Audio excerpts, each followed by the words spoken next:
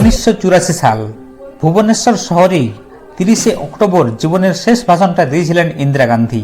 প্রতিটা ভাষণের মতোই ওই ভাষণেও লিখে দিয়েছিলেন মিসেস গান্ধীর মিডিয়া উপদেষ্টা HY সারদা প্রসাদ। কিন্তু ভাষণ দিতে দিতে হঠাৎ লেখা বয়ান থেকে সরে গিয়ে নিজের মতোই বলতে শুরু করেন ইন্দিরা। তার বলার ধরনও পাল্টে গিয়েছিল সেদিন।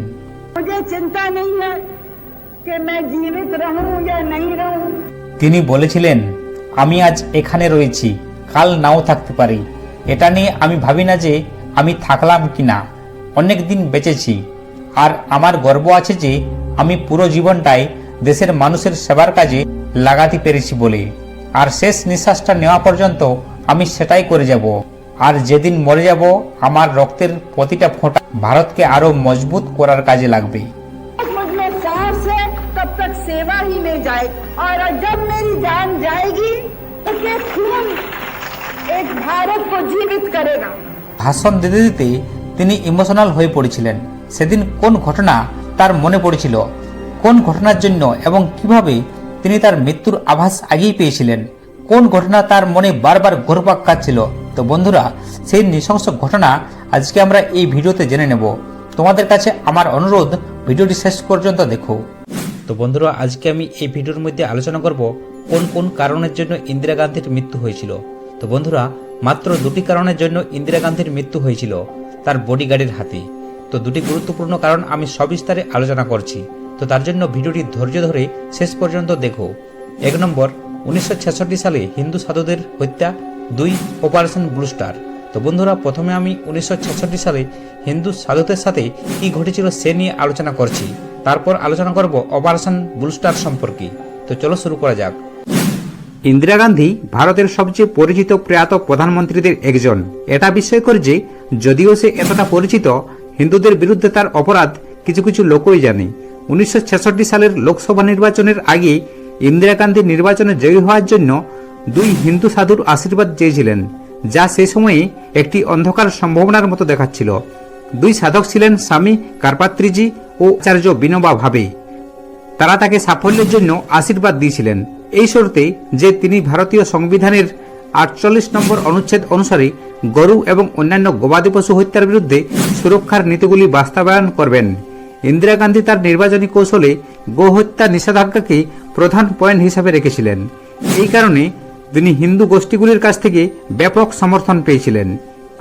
কৃষি ও পশুপালনের সংগঠন রাষ্ট্র আধুনিক ও বৈজ্ঞানিক ধারায় কৃষি ও পশুপালনকে সংগঠিত করার চেষ্টা করবে এবং বিশেষ করে জাত সংরক্ষণ ও উন্নতির জন্য পদক্ষেপ নেবে এবং গরু ও বাছুর এবং অন্যান্য দুগ্ধবধ করা নিষিদ্ধ করবে। ভারতের সংবিধান অনুচ্ছেদ 48। হিন্দু সাধুদের দেওয়া কথা। কংগ্রেস তার জয়ের পর ইন্দিরা গান্ধী হিন্দু সাধুদের প্রতি তার প্রতিশ্রুতি রাখতে ব্যর্থ হন এবং গোহত্যা নিষিদ্ধ করার জন্য হিন্দু সংগঠনগুলির বারবার অনুরোধ উপেক্ষা করেন। সে সময় প্রতিদিন আনুমানিক 15,000 গরু জবাই করা হতো। 1966 সালের 7 নভেম্বর গোপা অষ্টমীর দিন হিন্দু পঞ্জিকা অনুসারে গরুর পূজা করার সবচেয়ে পবিত্র দিন। হিন্দু সাধু এবং গৌরক্ষকদের একটি বিশাল জনতা গোহত্যা নিষিদ্ধ করার দাবিতে সংসদের সামনে বিক্ষোভ করেছিল। অনেক হিন্দু সাধু উপবাস করেন এবং শান্তিপূর্ণ প্রতিবাদ করেন। সরকারি সংখ্যা ছিল যে 10,000 বিক্ষোভকারী জড়ো হয়েছিল, কিন্তু আনুষ্ঠানিকভাবে বলে যে 3 থেকে 7 লক্ষ ভারতীয় সংসদের বাইরে জোগাড় হয়েছিল।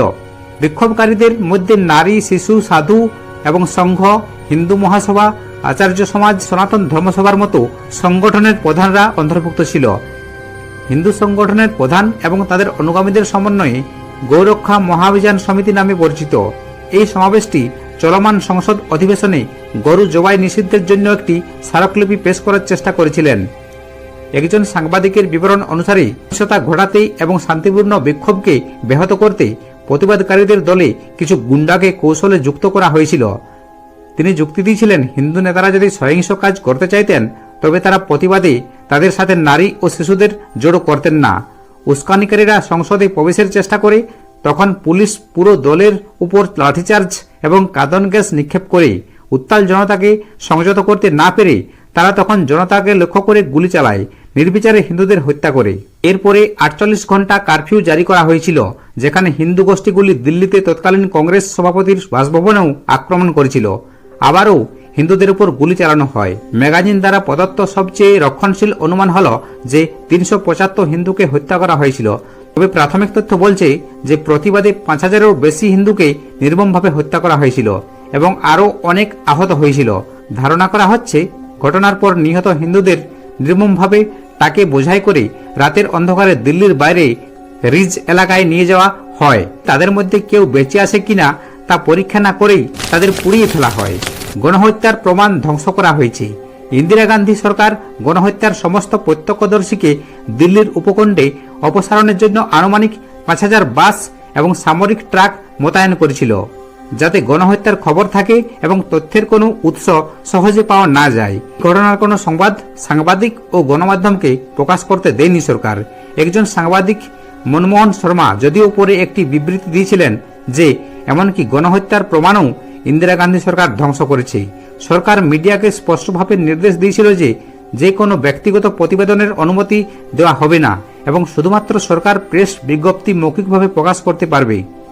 ভারতের তৎকালীন প্রধানমন্ত্রী ইন্দিরা গান্ধী হামলার জন্য কোনো দায়ভার নিতে অস্বীকার করেন। শহরের আইন শৃঙ্খলা রক্ষায় ব্যর্থতার জন্য স্বরাষ্ট্রমন্ত্রীকে দায়ী করেন। ঘটনার পরেই স্বরাষ্ট্রমন্ত্রী গুলজারিলাল নন্দা পদত্যাগ করেন। হিন্দু ধর্মাবলম্বীদের নিরলস গণহত্যায় ব্যথিত মহাত্মা রামচন্দ্র বীর ও আরও কয়েকজন গোহত্যার বিরুদ্ধে প্রতিবাদে 166 দিনের জন্য অনশন করেছিলেন, যা পরবর্তী স্বরাষ্ট্রমন্ত্রী যশবন্ত বলওয়ান্ত রাও তাদের প্রতিশ্রুতি বিশ্বাস করে অনশন শেষ করেছিলেন। কিন্তু তারা কখনো প্রতিশ্রুতি পূরণ করেনি এবং হিন্দুদের আরও ব্যর্থ করেছে। ইন্দিরা গান্ধী এবং ভারতীয় জাতীয় কংগ্রেসের পরের লোকসভা নির্বাচনে দিল্লির 7টি আসনের সবকটিতেই হেরেছে। হিন্দুদের উপর অত্যাচারের কারণে কোনো গোহত্যা নিষেধাজ্ঞার আশা ছাড়াই হিন্দু সাধুরা ইন্দিরা গান্ধীর সাথে ধৈর্য হারিয়ে ফেলেছিল, যিনি হাজার হাজার নিরীহ হিন্দুদের হত্যার জন্য সরাসরি দায়ী ছিলেন। স্বামী কারপাত্রিজি তাকে অভিশাপ দিয়েছিলেন, যেভাবে তিনি হিন্দুদের হত্যা করেছিলেন সেইভাবেই গোপা অষ্টমীর দিন তার সমস্ত পরিবার ধ্বংস হয়ে যাবে। তার কথাই সত্য। এই অভিশাপের কারণেই ইন্দিরা গান্ধীকে তার নিজের দেহরক্ষীর নৃশংস গুলিতে খুন হতে হয়েছিল 1984 সালের 31 অক্টোবর গোপা অষ্টমীর দিন। তার দুই ছেলে রাজীব গান্ধী ও সঞ্জয় গান্ধী। সঞ্জয় গান্ধী 1980 সালের 23 জুন বিমান দুর্ঘটনায় মারা যান ও রাজীব গান্ধী 1991 সালের 21 মে আততায়ীর দ্বারা এক বোমা বিস্ফোরণে মারা যান। বন্ধুরা, হিন্দু সাধুদের দেওয়া অভিশাপের পর আবার 1984 সালের জুন মাসে ঘটে যায় অপারেশন ব্লু স্টার, যার ফলশ্রুতি ইন্দিরা গান্ধীকে মৃত্যুর কালো ছায়ার দিকে টানছিল। এখন আমি অপারেশন ব্লু স্টার সম্পর্কে সবিস্তারে আলোচনা করছি। 1984 6 জুন ঘড়ির কাঁটা প্রায় 7:30টার ঘর ছুঁই ছুঁই করছে। ভারতের অন্যান্য অংশে যখন সবাই দিন শুরুর প্রাত্যহিক কাজে ব্যস্ত, ভারতীয় সেনাবাহিনী তখন আকাল তখত খ্যাত শিখ মন্দির ভেঙে গুড়িয়ে দিতে 150 মিলিমিটার অতি শক্তিশালী বিস্ফোরক স্কোয়াশ হেডসেল বিশিষ্ট ট্যাঙ্ক নিয়ে এগিয়ে চলেছে। তারা চলেছে ইতিহাস বিখ্যাত, বলা ভালো কুখ্যাত অপারেশন ব্লু স্টার সফল করতে। নমস্কার বন্ধুরা, আজ আমরা জানবো অপারেশন ব্লু স্টার কি, এই ঘটনা ইন্দিরা গান্ধী হত্যা কিভাবে ডেকে এনেছিল। সমস্ত বিষয় আমি এই ভিডিওতে আলোচনা করব। ভিডিওটি দেখার সাথে সাথে সমস্ত বিষয় তোমাদের পরিষ্কার হয়ে যাবে, তো আমার অনুরোধ ভিডিওটি শেষ পর্যন্ত দেখো। সেনাবাহিনীর অবস্থান শিখদের প্রধান তীর্থস্থান অমৃতসর মন্দিরের ঠিক উল্টো দিকে। মন্দিরের প্রধান দুটি ভবন দখল করে নিয়েছেন গোড়া এক শিখ গুরু সন্ত জার্নেল সিং ভিন্দ্রানওয়ালে। শিখ নেতা ভিন্দ্রানওয়ালের দাবি শিখদের অন্য আলাদা একটি স্বাধীন ভূখণ্ড গঠন করা, সেই ভূখণ্ডের নাম হবে খলিস্তান। তার এই অন্যায় আবদার প্রতিহত করতে 5 দিন ব্যাপী যুদ্ধ করে প্রায় 492টি প্রাণের বিনিময়ে ধর্মনিরপেক্ষ ভারতের স্বতন্ত্রতা বজায় রাখার সংগ্রামে লিপ্ত হয় ভারতীয় সেনাবাহিনী। 1984 সালে বিসিসির দিল্লি প্রতিনিধি স্যার মার্ক টালি শিখদের এই দাঙ্গার পুরো ঘটনাটি কভার করেন। চারিদিকে তখন দুশ্চিন্তার দামামা বাজছে। জার্নালের সমর্থকদের দিকে বয়ে যাচ্ছে রক্তের বন্যা। তাদের অন্ন বস্ত্র বাসস্থানের সংস্থানও প্রায় বন্ধ হওয়ার উপক্রম হয়ে উঠেছিল। প্রায় 6 বছর ধরেই জার্নেল শিখদের বোঝানোর চেষ্টা করেছিলেন, এভাবে হিন্দু অধ্যুষিত ভারতে গোলামের মতো বেঁচে থাকার কোনো মানেই হয় না। এতে না আছে সম্মান, না আছে ক্ষমতা, বাঁচতে হবে বীরের মতো। তার সে দীক্ষায় দীক্ষিত হয়ে এগিয়ে আসে টগবগে রক্তের তরুণ কিছু প্রাণ। গরম মাথা নিয়ে গুরুর কথায় তারা ঝাঁপিয়ে পড়ে গোটা পাঞ্জাব জুড়ে আক্রমণ চালায় পুলিশের উপর, ছিনিয়ে নেই সরকারি অর্থ, অবাধে চালায় খুন, লুটতরাজ, আতঙ্কিত করে তোলে স্থানীয়দের। তাদের মাথায় তখন একটি চিন্তা, স্বাধীন একটি ভূখণ্ড চাই। সে দেশটির নামও ঠিক করে ফেলেছেন শিখরা, স্বপ্নের খলিস্তান। খলিস্তান সৃষ্টির জন্য পরিচালিত এই আন্দোলনকে বলা হয় খলিস্তান মুভমেন্ট। তৎকালীন ভারতীয় প্রধানমন্ত্রী ইন্দিরা গান্ধী জারনাইল সিংকে তার মিত্র হিসেবেই দেখতেন। জনপ্রিয়তার তুঙ্গে থাকা জারনাইল রাজনৈতিকভাবে তার কাছে আসতে পারে বলেই ভেবেছিলেন ইন্দিরা, কিন্তু বন্ধুত্বের সে হাত উপেক্ষা করে শিখ গুরু যখন তার বিরুদ্ধে চলে যায়, তখন সরকারের পক্ষ থেকে কোনো পদক্ষেপ নেওয়া হয়নি। এমনকি শিখেরা স্বর্ণ মন্দিরে দখল করে নিলেও চুপচাপ থাকেন ইন্দিরা। পাঞ্জাবের সাধারণ মানুষের জীবন নিয়ে যখন টানাটানি হয়ে যায়, তখন তিনি বাধ্য হয়ে ভারতের সামরিক বাহিনীকে মাঠে নামান। মার্ক টালির দৃশ্যমতে কাজটি তিনি করেছিলেন যাতে ভারতীয়রা তার উপর থেকে বিশ্বাস না হারায়। কাজেই স্বর্ণমন্দির এলাকায় তৎপর হয়ে ওঠে ভারতীয় সেনাবাহিনীর বিহার রেজিমেন্ট। বিহারের রেজিমেন্টের তৎপরতা দেখে চুপ করে বসে থাকার বান্দা জার্নাইল নন, বেপরোয়া হয়ে আকাল তখতে এক সংবাদ সম্মেলনের আয়োজন করেন তিনি। ভারতীয় সেনাবাহিনীকে সম্মিলিত জবাব দিয়ে দেবেন দাবি দেন স্পষ্টভাবে। জার্নাইল নমনীয় না হলে রক্তারক্তি শুরু হয়ে যাবে, তার টের পেয়েছিলেন সরকার। এদিকে পাঞ্জাবের ক্রমশ খারাপ হতে থাকা অবস্থা থেকে জনসাধারণকে মুক্তি দিতে তাড়াহুড়ো শুরু করে দেন সেনাবাহিনী। সাংবাদিকদের সবাইকে পাঠিয়ে দেওয়া হয় পাঞ্জাবের বাইরে। অমৃতসরের কাছ থেকে শোনা যাচ্ছিল কিছুক্ষণ পর থেমে থেমে আগ্নেয়াস্ত্র থেকে গুলি বর্ষণ করা হচ্ছে। মাঝে মাঝে দু কয়েকটি মোর্টারের আওয়াজও পাওয়া যাচ্ছিল। গোটা রাজ্যে কার্ফিউ জারি করে দেয় সরকার। রাস্তার মোড়ে মোড়ে আর্মি চেকপোস্ট বসানো হয়। বাইরে থেকে কোনো অস্ত্র যেন ল্যান্ডট্যাঙ্ক রোডে প্রবেশ করতে না পারে, তার জন্য এই বাড়তি সতর্কতা। গ্রামের কুকুরগুলোও যেন আসন্ন বিপদের টের পেয়ে ভয়ে কুকুরে গিয়েছিল। সৈন্যবাহিনীর 5টি ব্যাটালিয়ন, 2 কোম্পানির কমান্ডো, 6টি ট্যাঙ্ক আর 2 কোম্পানি প্যারামিলিটারি পুলিশ জার্নাইল সিংয়ের যে কোনো আক্রমণ প্রতিহত করার জন্য সম্পূর্ণ তৈরি হয়েছিল। তরুণ শিখরা উত্থিত হয় ম্যানহোল থেকে। কেউ গুলি ছোড়ে, কারো হাতে দেখা যায় গ্রেনেড। পাতালে লুকানো প্যাসেজ থেকে বেরিয়ে নিজেদের কাজ শেষ করে আবার গুপ্ত জায়গায় ফিরে যায় তারা। শুরুর দিকে সেনাবাহিনীকে এক রাউন্ড গুলি ছোড়ারও সুযোগ দেয়নি তারা। ভারতীয় সেনাবাহিনীর সাবেক এক অফিসার সাবেক সিং স্বর্ণমন্দিরের অভ্যন্তরে প্রতিরোধ ব্যবস্থার পুরো পরিকল্পনা তৈরিতে সাহায্য করে জার্নাইল সিংকে। সেনাবাহিনীর উপর তার আগে থেকেই ক্ষোভ ছিল। প্রতিশোধ নেওয়ার এমন সুযোগ আর আসবে না, তাও সে জানত। কাজে আকাল তখত থেকে শিখ ব্যাটালিয়ন পরিচালনার দায়িত্বে নিয়োজিত ছিলেন সাবেক সিং। প্রতিরোধকারীরা স্বর্ণ মন্দিরের ভেতর থেকে গুলি ছুড়লেও ভারতীয় সেনাবাহিনীর উপর নির্দেশ ছিল মন্দিরের গায়ে যেন কোনো গুলি না লাগে। সেই আদেশ তারা যথাযথভাবে পালন করার চেষ্টা করেছে। তবে আকাল তখতের অবস্থা ছিল শোচনীয়। আগুনের লেলিহান শিখা নেমে গেলেও রয়ে গেছে তার কালো দাগ। ইট পাথরের ভাঙা টুকরো ছড়িয়ে আছে এখানে সেখানে। পুরো মেঝেতে কার্পেটের মতো বিছিয়ে আছে খালি কার্তুজ।